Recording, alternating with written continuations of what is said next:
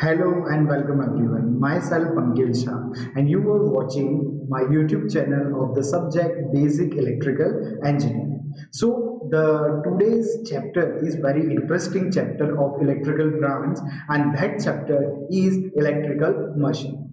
So electrical machines are having so many type of categories and different type of machines, but we have started with some important machine, that is the induction motor. So, in three-phase induction motor, the basic concept of working principle of that three-phase induction motor is nothing but the RMF, that is the rotating magnetic field. If you understand this, how rotating magnetic field is induced in that particular induction motor, then you get the clear idea how this induction motor works. So we have seen construction of three-phase induction motor in previous video. So let's see the generation of rotating magnetic field and working of three-phase induction motor in this video.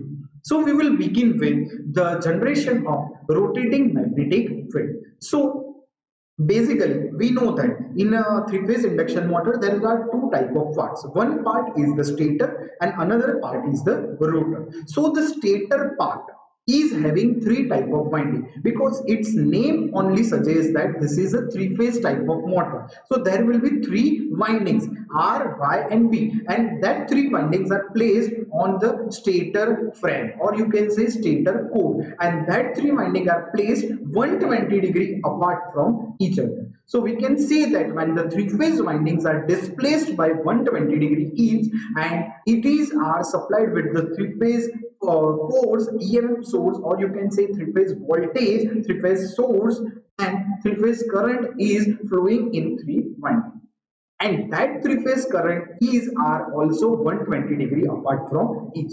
So if we are having three windings 120 degree apart from each other, if we are having current 120 degree apart from each other, so the magnetic flux produced by them will be also having 120 degree phase displacement. So basically, three-phase winding will produce their own magnetic flux, but they will have 120 degree phase difference with each other. So the stator of three-phase induction motor carries a three-phase star or the delta connected winding, in which all the windings are displaced from each other by 120 degree electrical. So when the three-phase AC supply is given to these three-phase stator windings, they circulate three currents, that is IR, IY and IB in respective windings. So three-phase current is the three-phase current flowing through these three windings produces three fluxes in that three windings. So basically that fluxes are phi R, the flux in the R winding, phi Y flux in the Y winding, and phi B flux in the B winding. And these three fluxes are also 120 degree apart from each other. So we can write the equation of fluxes if we are taking R winding as a reference, means if it is started from 0 degree. So we can say that the equation of flux R, that is phi R, is equals to phi M, that is the maximum flux, into sine omega t. That flux will be in sinusoidal manner, and angle is 0 because it is taken as a reference. If we talk about the flux in Y winding, second winding, then the phi Y is equals to phi M sine omega t minus 120. Why minus 120 is there? Because the second flux will be produced in the Y winding after 120 degree rotation of the first winding. Means if first winding is rotated from 0 to 120, then second winding will come at that reference position. So that's why after 120 degree, the phi Y will come at the reference position, means it has the maximum flux. Phi B is 240 degree from the reference, because if first winding is at 0, second winding is 120 degree after the first winding, then the third winding will be having another 120 degree from the second winding. So from the reference it is 120 and 120, so it will be 240 degree behind the reference. So the third equation of the flux is given by this formula: phi B is equals to phi M maximum flux into sine omega t minus 240 degree. So that means it is 240 degree behind the reference flux. So if we draw the vector diagram for all these fluxes, then we can say that this is the first flux, that is phi r, and we have taken this as a reference. After behind this phi r, after 120 degree, there will be flux phi y, and behind this 120 degree, there will be flux phi b. So this is the vector diagram of the fluxes.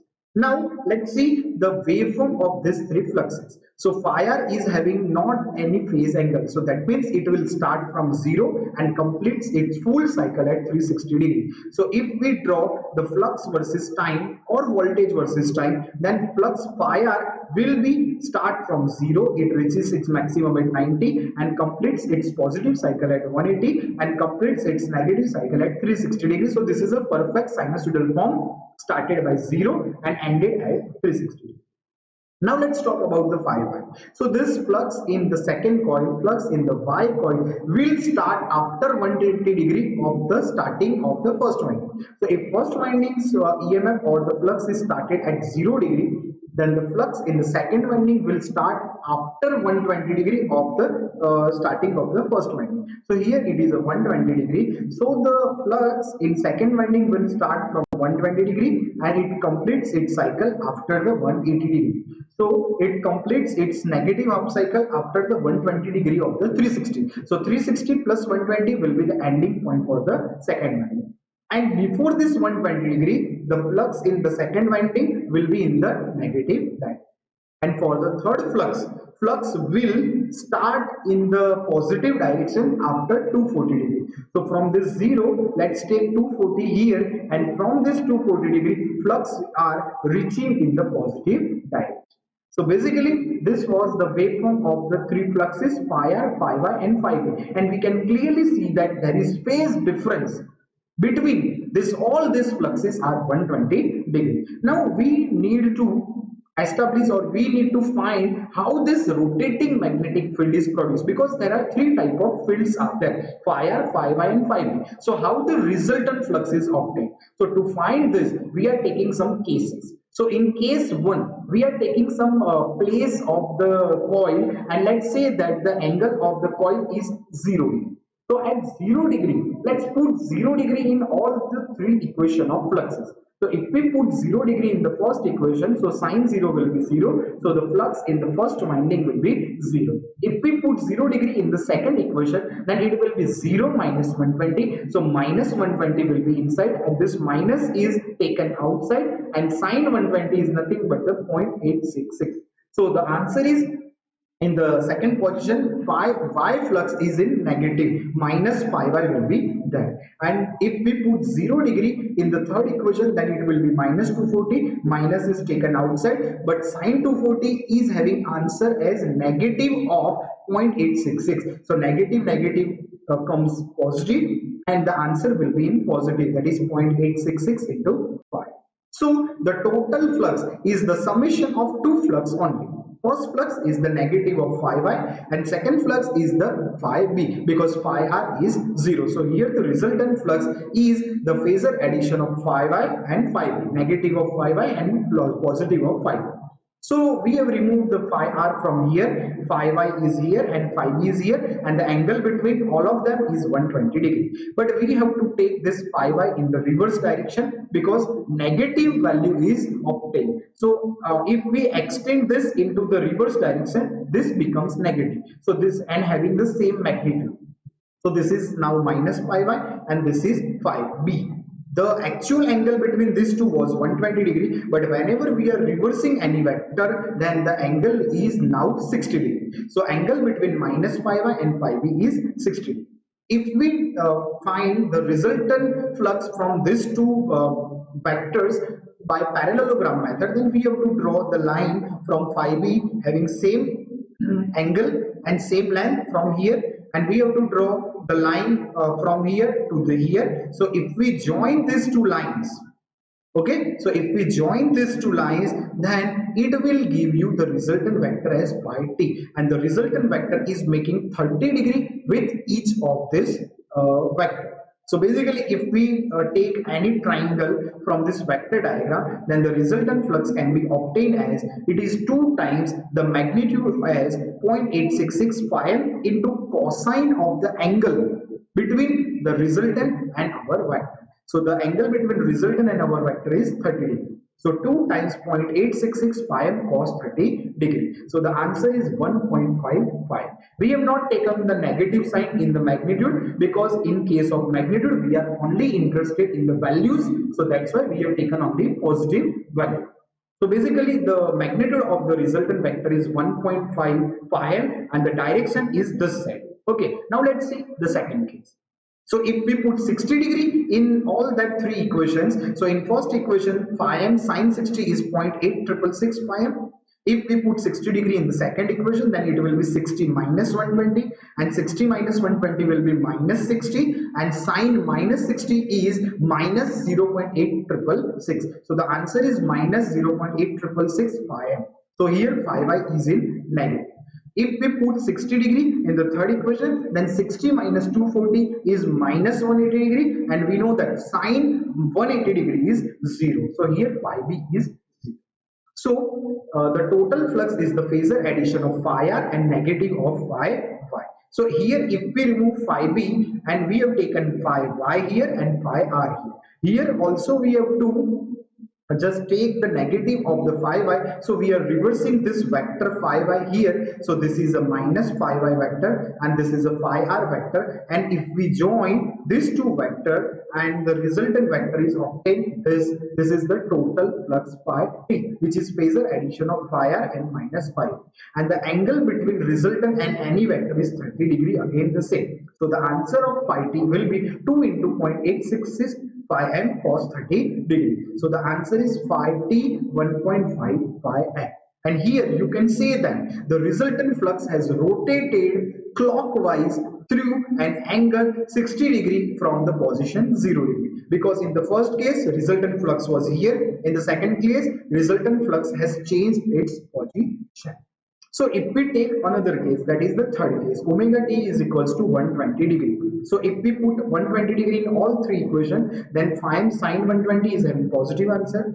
If we put 120 degree here, then 120 minus 120 will be 0. If we put 120 in the last equation, then it is having the negative value. So the resultant flux here phi y is 0. So no need to draw this phi y. Phi r and phi b is drawn like this. Here phi b is negative, so we have to take this reverse vector of phi b here. So now the angle between phi r and minus phi b is 60 degree. If we add these two vectors by parallelogram method, so the angle will be 30, and the resultant vector is the phi t. And you can see the direction is also shifted towards this side. So in the first case direction was this side, in the second case 60 degree this side, and then in the third case 60 degree this side. So we can say that our magnetic field is rotating at different angles. So the answer will be same. Magnitude of this resultant flux will be 1.5 pi m. So the magnitude is same. So we can say that the resultant flux has rotated clockwise through an angle 120 degree from the position 0 degree. So from the discussion, it is clear that the resultant of three alternating fluxes separated from each other by 120 degree has a rotating field of constant magnitude, that is 1.5 phi m, moving around the machine's periphery. So we can say that if we are using three-phase winding, giving three-phase alternating voltage to that winding, then three-phase flux will be produced and its resultant flux is having alternating nature. So in this way, the rotating magnetic field is obtained by three-phase winding. Speed of rotation of the magnetic field is known as the synchronous speed. And the equation of synchronous speed means the speed of this rotating magnetic field is having this equation, that is 120 f by p, where f is the frequency, where p is the number of poles, and ns is known as the synchronous speed. Now let's see the principle of operation of three-phase induction. So when a three-phase winding is energized from three-phase supply, means three-phase stator winding is energized from three-phase supply, a rotating magnetic field is produced which rotates at the synchronous speed ns. So you can see this diagram here. This is a rotation of stator field. The stator field is rotating with the synchronous speed ns. The rotating field sweeps the air gap, means it crosses the air gap between the stator and rotor and cuts the stationary rotor conductor. And it comes to this are the rotor conductors. This positive sign denotes the rotor conductor. So this rotating field is coming towards the stationary rotor conductors. So an EMF is produced in the rotor conductors due to the relative motion, relative velocity between the rotating magnetic field and stationary rotor conductors according to Faraday's law of electromagnetic induction. Now, as the rotor is short circuited, so current will start flowing in the rotor conductors. So the current carrying conductors are placed in a rotating magnetic field produced by a stator. So now again this is a working principle of a motor. So basically the stator winding is behave like a electromagnetic field production and the rotor conductor behaves like a current carrying conductor placed in the field created by the stator. So it experiences a force according to Faraday's law of electromagnetic induction. So mechanical force is found to be acting on the rotor conductors. So the sum of mechanical force acting on all the rotor conductors produced a torque which tends to move the rotor in the same direction as the stator's rotating field. So the direction of the rotor's rotation in the same direction as stator can be explained by the lines below. So the induced current and induced flux act in such a direction so as to oppose very cause of their production. It tries to oppose. So the cause of production of rotor current is the relative speed between the RMF and the stationary rotor conductor. So to reduce the relative speed, the rotor runs in the same direction as the stator and tries to reach that speed. But basically, rotor's actual speed will be not same as the speed of rotating magnetic field because it tries to oppose that speed. So this was all about the generation of rotating magnetic field and the working principle of three-phase induction motor. Thanks for watching this video. Stay tuned.